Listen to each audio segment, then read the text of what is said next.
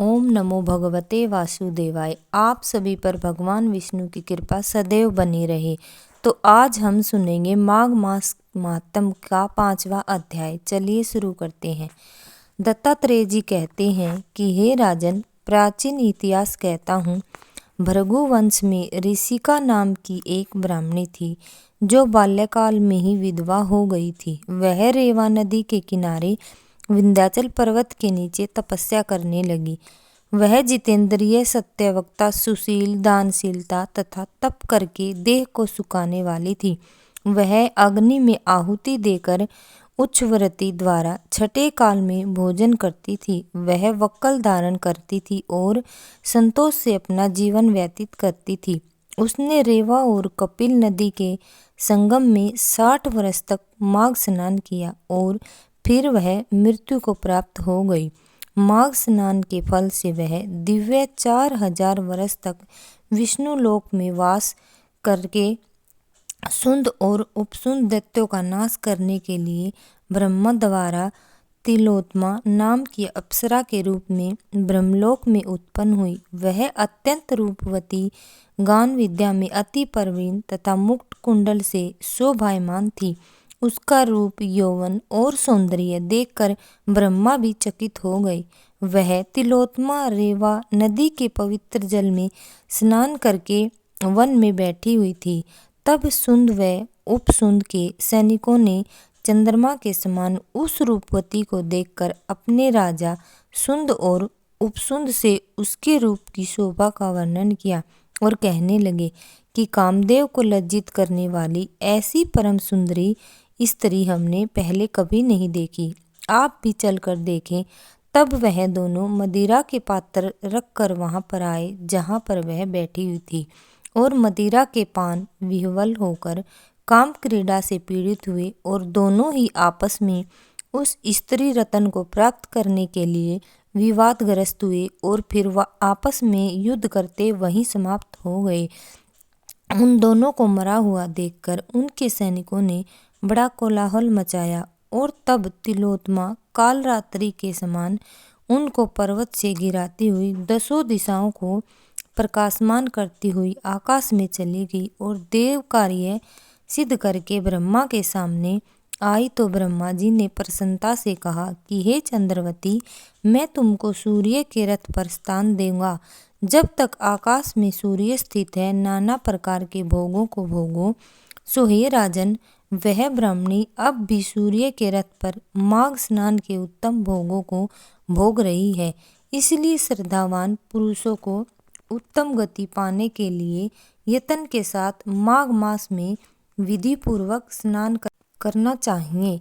पूर्व समय में सतयुग के उत्तम निषेध नामक नगर में हेम कुंडल नाम वाला कुबेर के सदृश धनी वैश्य रहता था, जो कुलीन, अच्छे काम करने वाला, देवता, अग्नि और ब्राह्मण की पूजा करने वाला खेती का काम करता था। वह गौ, घोड़े, भैंस आदि का पालन करता था। दूध, दही, छाछ, गोबर, घास, गुड़, चीनी आदि अनेक वस्तुओं को बेचता था, जिससे उसने बहुत सा धन इकट्ठा कर लिया। जब वह बूढ़ा हो गया तो मृत्यु को निकट समझकर उसने धर्म के कार्य करने आरंभ कर दिए। भगवान विष्णु का मंदिर बनवाया, कुआं, तालाब, बावड़ी, आम, पीपल आदि वृक्ष के तथा सुंदर बाग बगीचे लगवाए। सूर्योदय के सूर्यास्त तक वह दान करता। गांव के चारों तरफ जल की प्याऊ लगवाई।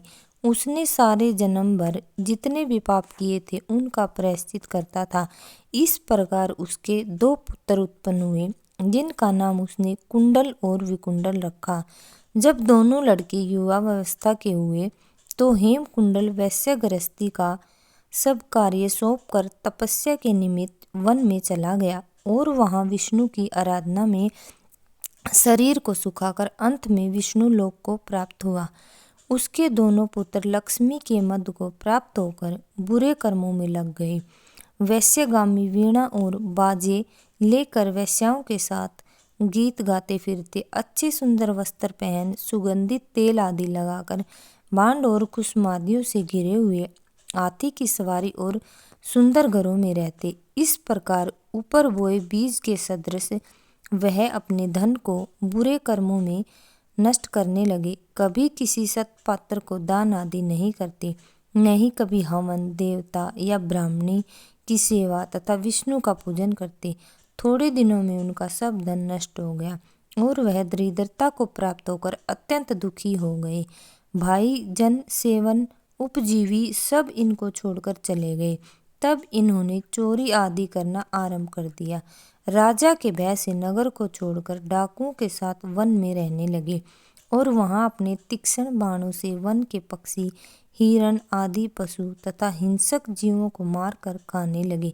एक समय इनमें से एक पर्वत पर गाय, जिसको सिंह मारकर खा गया, और दूसरा वन में गया तो काल सर्प के डसने से मर गया। तब यमराज के दूत उन दोनों को बांधकर यम के पास लाए और कहने लगे कि महाराज, इन दोनों पापियों के लिए क्या आज्ञा है। तो ये हमने सुना माघ मास महात्म का 5वां अध्याय।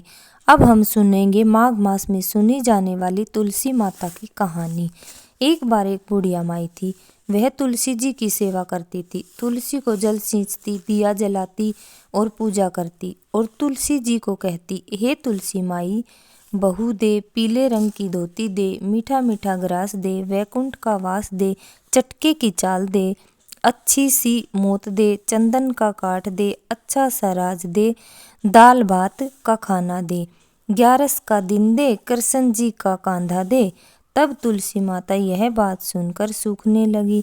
तो भगवान ने कहा कि हे तुलसी, तुम क्यों सूख रही हो। तुलसी माता ने कहा कि मेरे मन की बात मत पूछ। तब भगवान ने कहा कि अगर मैं यह बात नहीं पूछूंगा तो कौन पूछेगा। तब तुलसी माता ने कहा कि एक बुढ़िया माई रोज आती है और यह बात कहकर जाती है, परंतु मैं सब चीज़ें उसे नहीं दे सकती, लेकिन मैं उसे सब चीज़ें दे सकती हूँ, लेकिन मैं श्री कृष्ण का कांधा कहाँ से दूँ। तो कृष्ण भगवान बोले कि जब वह मरेगी तब मैं आकर उसे कांधा दे आऊँगा, तो बूढ़ी माई को कह देना। कुछ दिन बाद बूढ़ी माई मर गई। सारे गांव वाले इकट्ठा हो गए, बूढ़ी माई को ले जाने लगे। तो बूढ़ी माई इतनी भारी हो गई कि किसी से नहीं उठी। तब सबने कहा कि वैसे तो इतना पूजा पाठ करती थी, पाप नष्ट होने की माला फेरती थी, फिर भी भारी हो गई। बूढ़े ब्राह्मण के भेष में श्री कृष्ण जी आए और सबसे पूछा कि यह भीड़ क्यों लगी है। तब एक आदमी ने कहा कि बुढ़िया माई मर गई है, पापिन थी, इसलिए किसी से नहीं उठ रही। भगवान श्री कृष्ण ने कहा, मेरे को एक बात इसके कान में कहने दो, ये उठ जाएगी। तब भगवान ने कान में जाकर कहा कि हे बूढ़ी माई, मन की निकाल ले, पीताम्बर की धोती ले, मीठा मीठा ग्रास ले, वैकुंठ का वास ले, चटके की चाल ले, चंदन की काठ ले, झालर के झलकार ले, दाल भात का जीम ले, श्री कृष्ण का कांधा ले। फिर यह बात सुनकर बूढ़ी माई हल्की हो गई। भगवान जी अपने कंधे पर ले गए। आखिर में उसे मुक्ति मिल गई। हे तुलसी माता, जैसी बूढ़ी माई की मुक्ति करी, वैसे ही इन कहानी को कहते सुनते हुंकारा भरते सभी की मुक्ति करना और सब पर अपनी कृपा दृष्टि बनाए रखना और सबको वैकुंठ का वास दिलाना। जय तुलसी माता की। यदि आपको वीडियो पसंद आए तो प्लीज़ वीडियो को लाइक, शेयर एंड सब्सक्राइब कर दीजिएगा।